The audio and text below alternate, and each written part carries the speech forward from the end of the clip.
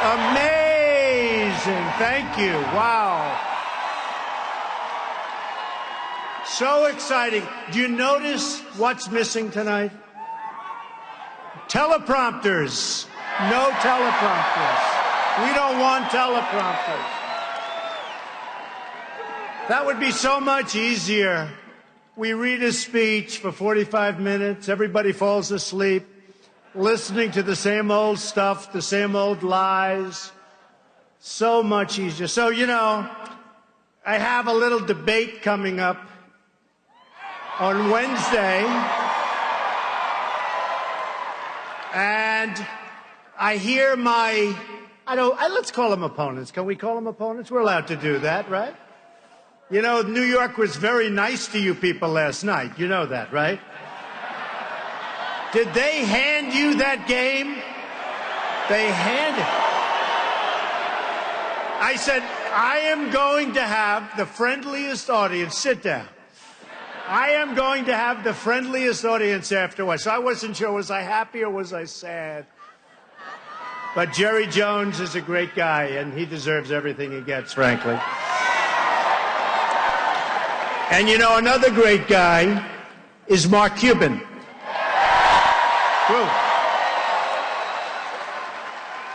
And I think, you know, he's been talking a little bit about maybe someday doing this himself. And I think he'd do very well. We may not have the exact same feelings about where we're going, but that's okay. But Mark was great. He actually called me, like literally a few days ago, and said, you know, if you want to use the arena, which is, by the way, a beautiful arena. This is a great arena. And Dirk, I love him. He's one of my favorite players. One of my favorites. And the Mavericks have been fantastic, and you know, it's just a great team. But he said, if you want to use the arena, I said, Mark, when? How about Monday night? It's like, that was like in 4 days. And you had a big holiday in between. And he said, I think, you know, they really like you in Dallas. They really like you in Texas. Maybe you can get a lot of people. Because we were coming here, and we thought maybe we'd get 1,000, but we never get 1,000 anymore. It's always like the same thing. You know, we went to Alabama. We started off with a 500-person ballroom, and after about 2 minutes, look at all these guys, paparazzi, ay, ay, ay. Look at this. We got everybody here. We started off, by the way, with a 500-person ballroom, and after about 2 minutes, the hotel called up begging for mercy. We can't do it. They were inundated. So we went to the convention center, and that was 10,000, and that was wiped out in about an hour. So we went to a stadium. We had 31,000 people, which is by far the largest. They say like ever for an early primary. It's probably true.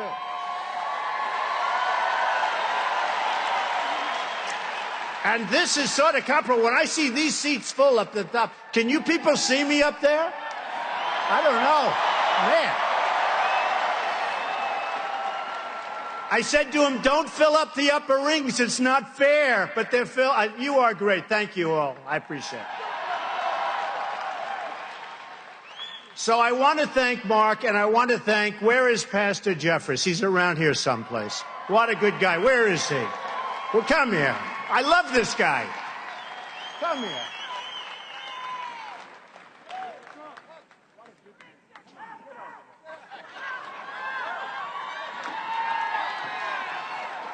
I shouldn't say this. I should not say this, Pastor, because, you know, I need all the help I can get. And I will say I'm leading with the evangelicals big league, and I really want to thank you because you've been so good. He said he may not be perfect, but he's going to make this country great. He's a leader. That's what we need. And I want to thank you, Pastor. Thank you, man. See you in a couple of weeks. Very good. I really appreciate it. He's been so great. And I am Protestant. I am Presbyterian, just in case anybody wants to know. So the polls come out, and we're really killing it. We are killing it.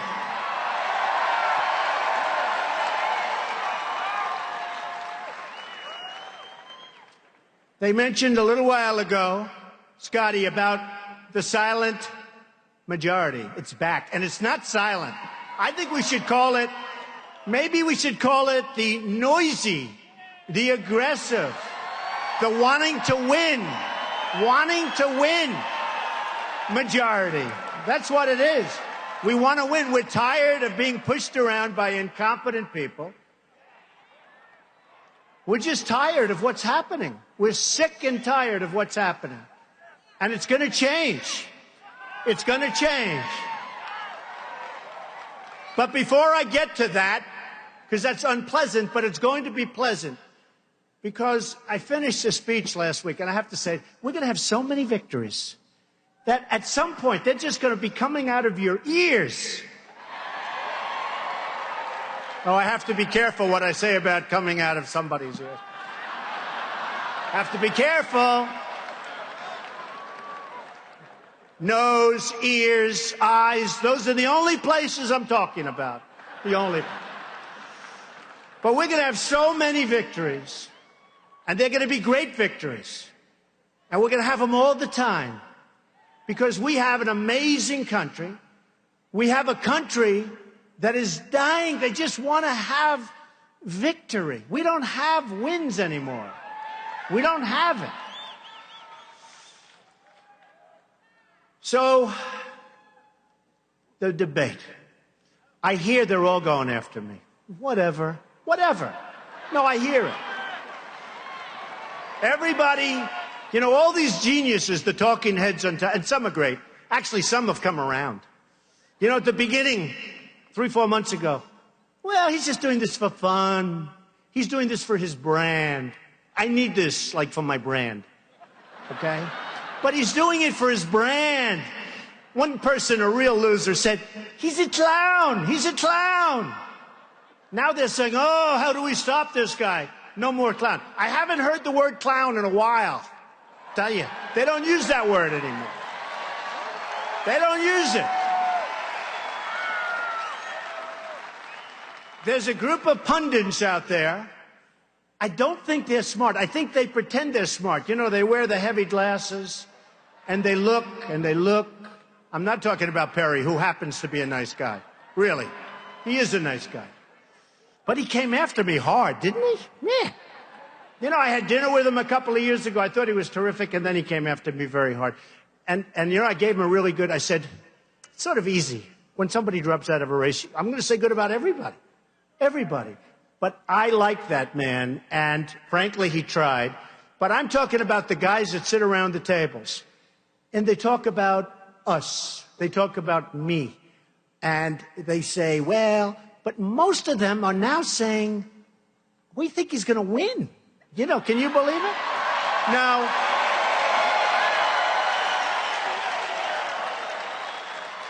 we still have a few out there. The hatred is so incredible. It's so incredible. Absolute hatred. I watch some of these guys, like this guy. Should I mention names?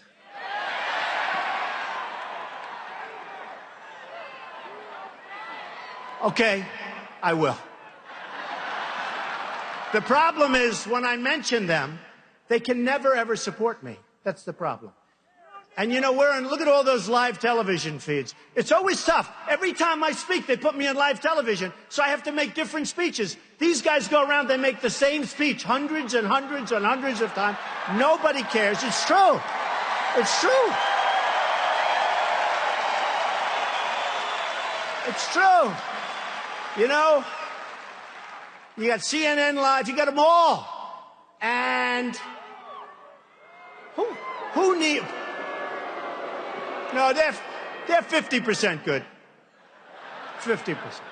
They've been pretty nice. But you know, who really, when you think about it, who has to do this? So I come out today. How many live feeds you have? Many. Look at all those cameras back there. Take a look, everybody. Now, if you like the media, give them a big hand. And if you don't, give them a big boo. I had a feeling.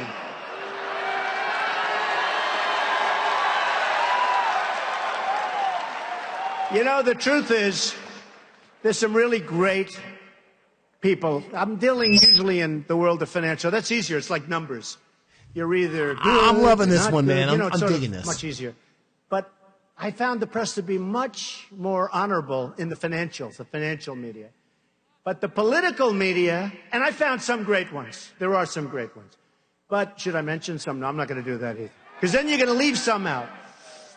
But, okay. So, George Will is a disaster. The guy's a disaster. Honestly.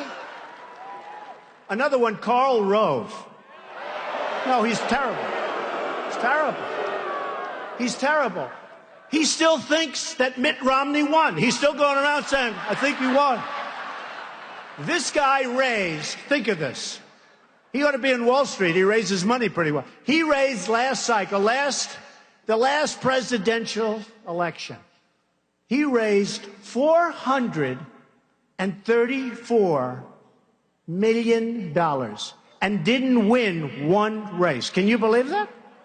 Can you believe it? And I understand it because I saw some of the commercials that he made. I saw a commercial he made against Barack Obama. And I called up, I said, who did that commercial? It's one of the best commercials I've ever seen. I got to use that firm. They're phenomenal. But I didn't realize it was against Obama. It was so good for Obama. That was the one with Germany and this. Remember, do you want a rock star? Do you want to? I said, he's not a rock star. We have an incompetent president. This is not a rock star. We have a president that doesn't know what the hell he's doing.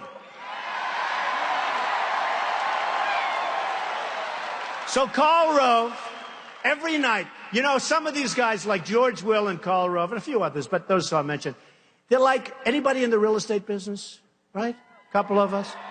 I love real estate. And let me just tell you, one of the great people in sort of Andy Beal Bank. Stand up, Andy. Stand up. Come on, he's a shy man. He's only worth about $6 billion. He's a great guy. He's been a great friend of mine. I don't want to borrow any money from him because he expects it to be paid back in full and on time. Right, Andy? But you look at some of these guys, and they're like boilers, okay? Real estate. They're like boilers. Bill O'Reilly the other night said, and Bill O'Reilly's a good guy, great guy. He is a good guy, great guy. Although he's tough, and he's tough with me, that I can tell you. Some people say, how can you say he's a great guy, but he's fair? But I saw Karl Rove on a show the other night, and the name Trump came up, and you could see it was like a boiler ready to explode. I think the guy is a total incompetent jerk. But him, and there are others. But I would say this, anybody that gives him, Karl Rove, and others, the group of losers, anybody that gives them money, you're losers yourself. Doesn't make sense because they don't know what they're doing. So the polls come out and everybody's surging but Trump. They don't want to say I'm surging. I went up to 40% today in New Hampshire. You saw that. 40%.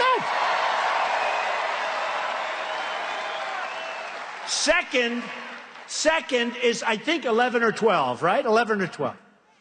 And I won't mention names because he's actually a nice guy. I'll mention names. Why shouldn't I? Should I? Yes. Right? It's Ben Carson. He's a nice man. I think he's in second place at 11 or 12%. Now, I'm at 40, and it's actually 41, but they don't want to say that. They don't want to give me the little benefit of a couple of... You know, if I'm 40.9, they'll say I'm at 40. Do you understand that? So Ben Carson, good guy, I think he's 11 or 12, and they're saying, Carson, here's the headline, Carson surging. I said, what about me? Where's my name? I'm at 40. Where's my name? It's unbelievable. Do you know where my name is? They don't know where my name is either. By the way, can you see in the back? They have the best view. Can you see it's really my hair? Well, that's the other thing. I mean, I get killed on that. I had an article recently. It's true. They have the best view. They know. not that bad, right? I mean, I have friends, it's over. I have many friends, the hair is over. But I had the article the other day, a great article. They said Trump is a financial genius, right? They said all good things. They said he's doing great here. But they said he wears the worst hairpiece I've ever, the writer said this, wears the worst hairpiece. And I said, that's terrible. So I can't show the article to anybody, even though it was a good article. But in the polls, it's been so amazing. We started off, and everybody said, you remember this, I won't run. I won't run. And I said, why did they say that? I'm telling you, I'm going to run. NBC came over, and as you know, and I like NBC. You know, for years we had The Apprentice, who was a tremendous success, one of the great successes on television. And the head of Comcast, I'll just tell you, his first name is Steve, and he's a phenomenal guy.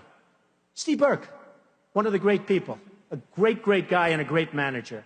He came over with a group of people from NBC. Steve's one of the, he's the head of Comcast. And they said, we're going to renew The Apprentice. And by the way, it's a lot of money. Did you see in my certified financial statement what I made with The Apprentice? When I give up The Apprentice, I made $213 million. Can you believe it? From a television show. And I had these announcers say, oh, no, I think he only made $1 million. And guys like Joe Scarborough, who's a good guy, right? Yeah. He said, no, he's got a primetime show for years. I mean, it's got to be. Anyway, when they checked it, 200. So NBC renews The Apprentice. And I told them, don't do it, because I'm running for president. I'm going to make our country great again. Don't renew it. Now, if I make $213 million over a, run of 12 years or whatever, that's a lot of money. Even for me, it's a lot. That's a lot of money. That's pretty good, right? Considering it's not my main business. But I made this money, and the people come up and they say, oh, well, we're going to renew it anyway because he's not going to run. So NBC renewed The Apprentice.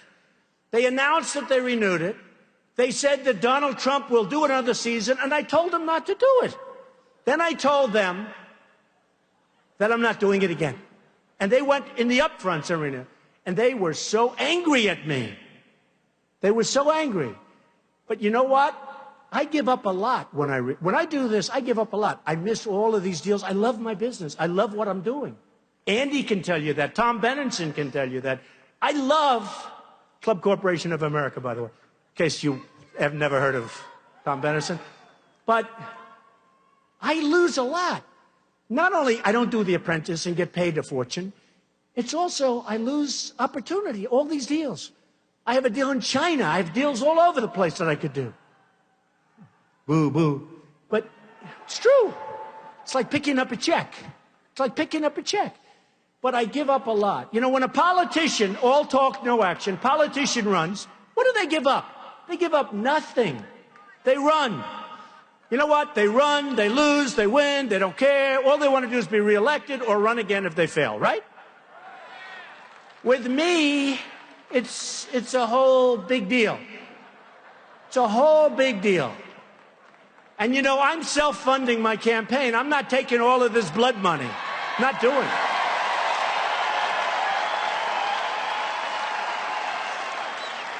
I'm not doing it.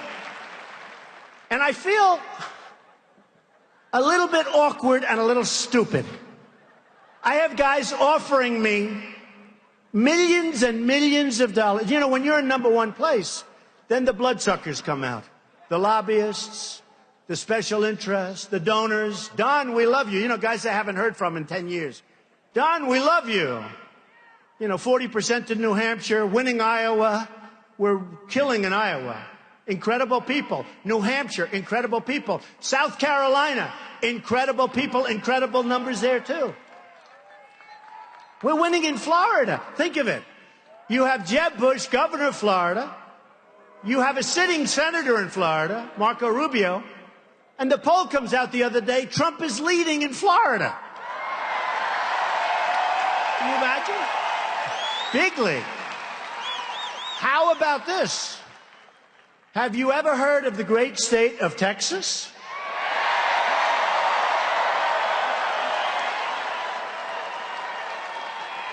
Leading in Texas. How does that happen? So it's been an amazing period of time. I've never experienced anything like it. And I've been well known for a long period of time. That's why I got chosen for The Apprentice in the first place. And in fact, I don't know if you just heard, they called me up today, NBC. Couldn't be nicer. You know, they finally calmed down. I settled my lawsuit with them. Did you hear? Did you hear? Yes, she heard. I settled my lawsuit with them last week. A lot of litigation, settled it. They couldn't have been nicer.